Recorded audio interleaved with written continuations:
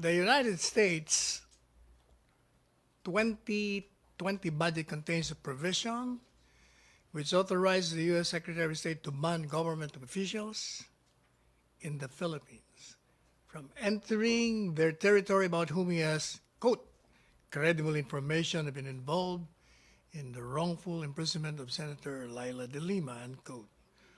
While some media outlets have been twisting this information in their headlines as an outright ban against Philippine officials involved in the case of Senator de Lima from traveling to the U.S., we have explained repeatedly that the subject provision is ineffective given that the Filipino senator is not wrongfully detained, and therefore the impossibility of the U.S. Secretary of State to receive credible information with regard thereto.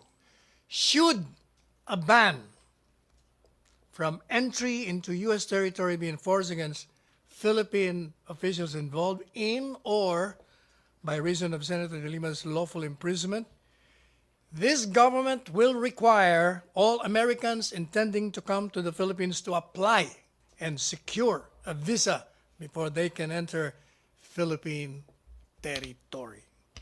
Meanwhile, the Philippines is immediately ordering the Bureau of Immigration to deny U.S.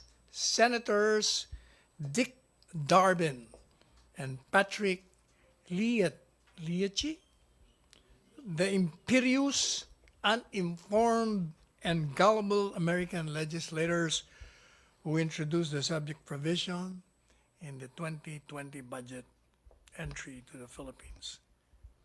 The case of Senator de Lima is not one of persecution, as we repeatedly said, it's one of prosecution. In fact, it is already being tried by our courts. And no less than the highest court of the land, the Supreme Court, has ruled on the validity of her detention as being lawful and valid.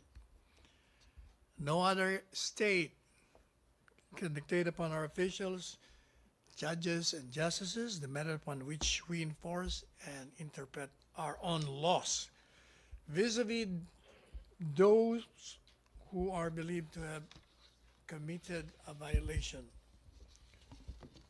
against our laws. We reiterate that the Philippines,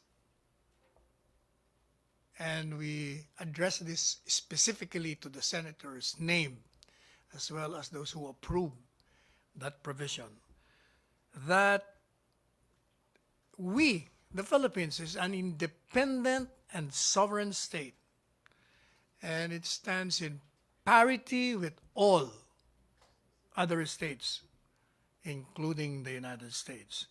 And any form of pressure that is deemed or tantamount to an interference into our established justice system or other processes shall be reciprocated in accordance with our municipal law as well as public international law or the law of nations.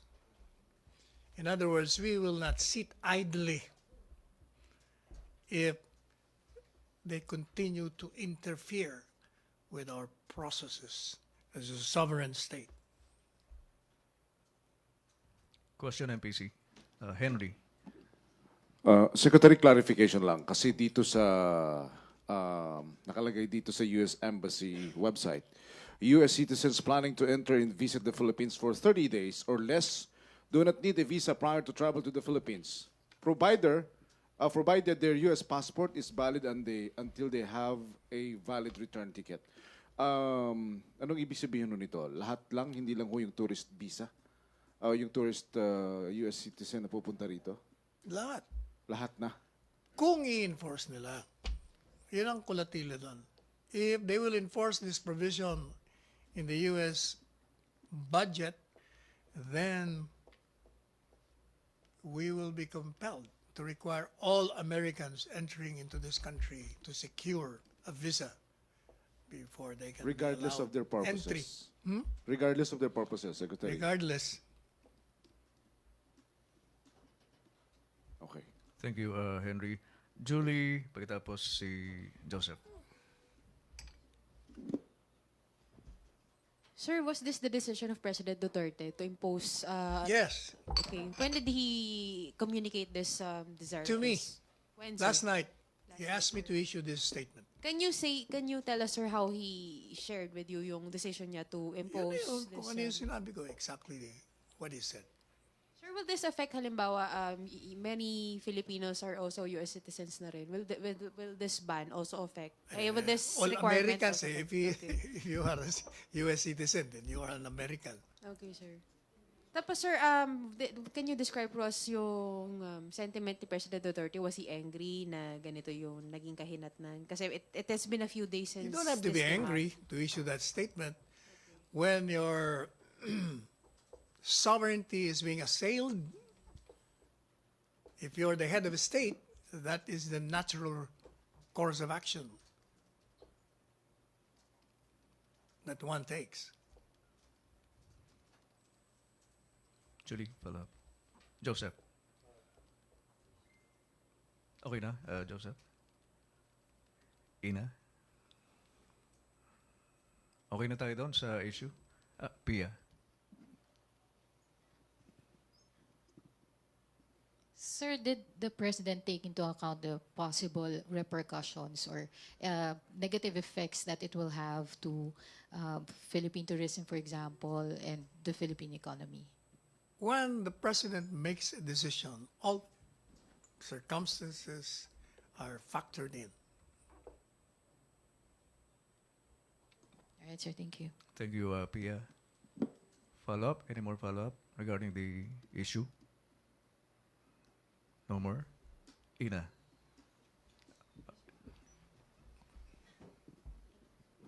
Sir, is there any effort by the perhaps Department of Foreign Affairs to communicate with with U.S. officials about the president's sentiments about that law?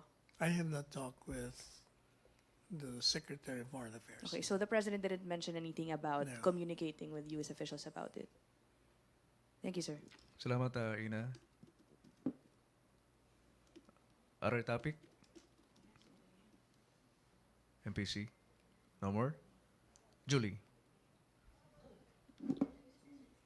Sir, balikan ko lang yung kay Trump, yung invitation ni President Duterte kay Trump. So, did the president change his mind after what he said to you About? yesterday? About visiting the US? Kasi di ba in-invite ni Trump? He said he never intended to visit the U.S. naman, ever since. Okay. After, he said this last night. After niyang inutos sa Repeatedly, inyo. many Okay. times, every time nakausap ko yun naman ang sinasabi niya. Okay, sir. From the very beginning, di ba? During the campaign, sinabi niya na rin. But did he say, sir, if this latest development concerning the US budget provision made a dent on his whatever his desire If is I to- remember correctly, he said he would respond to the letter invitation and decline it. Yeah, decline it formally, sir? will decline. He will decline it formally na, sir. Yung...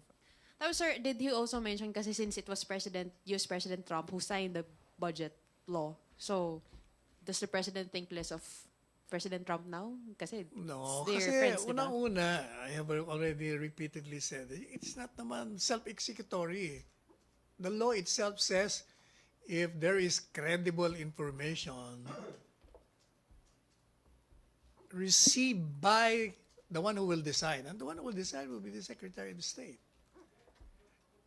And that is why even the ambassador, as I related to you when we had an encounter in one party the other night, said, it's Congress naman yan. So it's safe to say, sir, that President Duterte does not hold it against US President Trump if No. he signed a budget law containing that No. provision, even if it's conditional. No. Okay, thank you, sir. Thank you, Julie. MPC?